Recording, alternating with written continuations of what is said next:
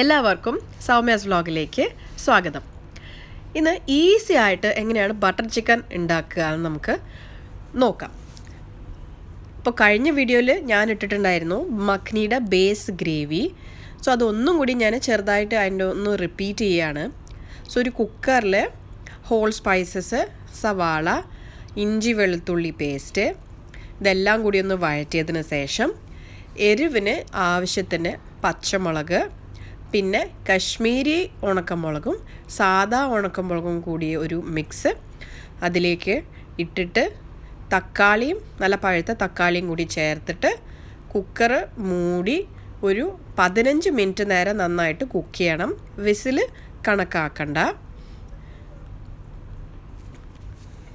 എന്നിട്ട് 15 മിനിറ്റിന് ശേഷം കുക്കറിൽ നിന്ന് പ്രഷർ ഇറങ്ങിയതിന് ശേഷം അത് നന്നായിട്ട് നമ്മുടെ ആ മിക്സ് തക്കാളി സവാളയുടെ അതിൽ ബാക്കിയുള്ള ആ വെള്ളം തനിയെ അരിച്ചെടുക്കണം. എന്നിട്ട് തക്കാളിയും സവാളയും കൂടി മിക്സിയിലിട്ടിട്ട് വെള്ളം ഒഴിക്കാതെ ഒരു നല്ല പേസ്റ്റായിട്ട് അരച്ചെടുത്ത് ഒന്നും കൂടി അരിക്കണം. അപ്പം നല്ല ഒരു തിക്ക് സിൽക്കി ഗ്രേവി നമുക്ക് കിട്ടും. എന്നിട്ട് ഇതൊരു പാനിലേക്ക് ഒഴിച്ചിട്ട് ഒരു 10 to 15 മിനിറ്റ് നേരം നന്നായിട്ടൊന്ന് തിളപ്പിക്കണം. ആവശ്യത്തിന് ഉപ്പും പഞ്ചസാരയും കൂടിയും ചേർത്തിട്ട് ഒന്ന് ചെറുതായിട്ടൊന്ന് തിളപ്പിച്ചതിന് ശേഷം അവസാനം കസൂരി മേത്തിയും കയ്യിലിട്ട് നന്നായി ഒന്ന് തിരുമ്മി പൊടിച്ച് അതും കൂടി അതിൽ ചേർത്ത് ഒരു 2 മിനിറ്റ് ഒന്ന് തിളച്ചതിന് ശേഷം ഓഫ് ചെയ്യാം. ഇത് നമുക്ക് ഒരു എയർ ടൈറ്റ് ബോക്സിലിട്ടിട്ട് നമുക്ക് ഫ്രിഡ്ജിൽ വെച്ച് സ്റ്റോർ ചെയ്യാം, ആവശ്യത്തിന് എടുക്കുകയും ചെയ്യാം. അപ്പോൾ ഇനി ബട്ടർ ചിക്കന് വേണ്ടിയിട്ട് ഞാനിവിടെ ബോൺലെസ് ചിക്കൻ്റെ പീസസാണ് എടുത്തിരിക്കുന്നത്. സോ അതിലേക്ക് ആവശ്യത്തിന് ഉപ്പ് ചേർത്തിട്ടുണ്ട്. ഇത് ബോൺലെസ് പീസസാണ്. എന്നിട്ട് കുറച്ച് ഗരം മസാല, ഒരു 1/2 ടീസ്പൂൺ ഗരം മസാല, എന്നിട്ട് കുറച്ച് തൈരും കൂടി ഒഴിച്ച് നന്നായിട്ടൊന്ന് മിക്സ് ചെയ്ത് ഒരു അരമണിക്കൂർ നേരം മാരിനേറ്റ് ചെയ്യാൻ വയ്ക്കുക. ഒരു ഫ്രിഡ്ജിൽ വെച്ചാൽ മതി. ഒരു അരമണിക്കൂർ നേരം നന്നായിട്ടൊന്ന് മാരിനേറ്റ് ആവണം. എന്നിട്ട് ഒരു കടായിൽ ഒരു പാനിൽ ബട്ടർ, ആവശ്യത്തിന് ബട്ടർ ഞാനിവിടെ 1 ടേബിൾ സ്പൂൺ, അത് 2 ചെറിയ ക്യൂബ് ബട്ടറാണ് ഇട്ടിരിക്കുന്നത്. അപ്പോൾ ബട്ടർ നന്നായിട്ടൊന്ന് മെൽറ്റ് ആവണം.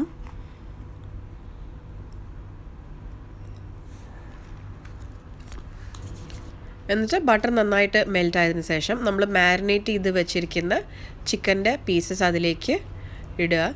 ഇത് ബട്ടർ മെൽറ്റ് ആകുമ്പോൾ അത് കരിയാൻ വിടരുത്.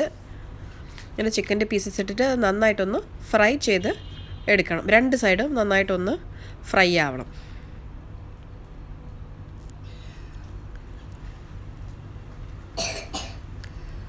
ഇടയ്ക്കൊന്ന് ഇളക്കി കൊടുക്കുക. അത് നല്ല അധികം ഫ്രൈ ആയിക്കഴിഞ്ഞാൽ അത് ബോൺലെസ് പീസസ് കുറച്ച് ഹാർഡാവും.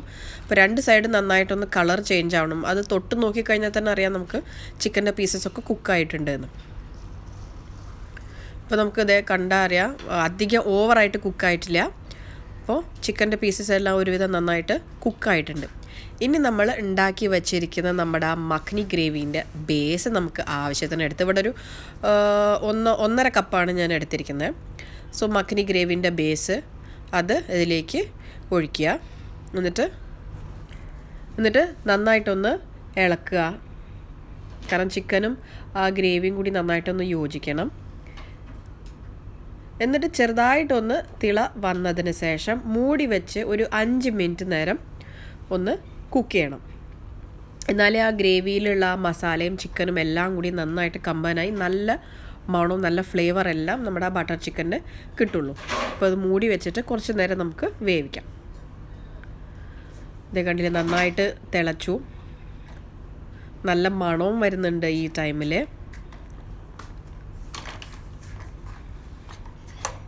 അപ്പോൾ ഒന്ന് ചെറുതായിട്ടൊന്ന് ഇളക്കി കൊടുത്തിട്ട് ഇതിലേക്ക് 1 ടേബിൾ സ്പൂൺ ക്രീമാണ് ഞാൻ ചേർക്കുന്നത്. കാരണം ഈ ക്രീമാണ് ആ ബട്ടർ ചിക്കൻ്റെ ആ ഒരു ടേസ്റ്റ് കൂടുതൽ എൻഹാൻസ് ചെയ്യുന്നത് ഈ ക്രീമാണ്.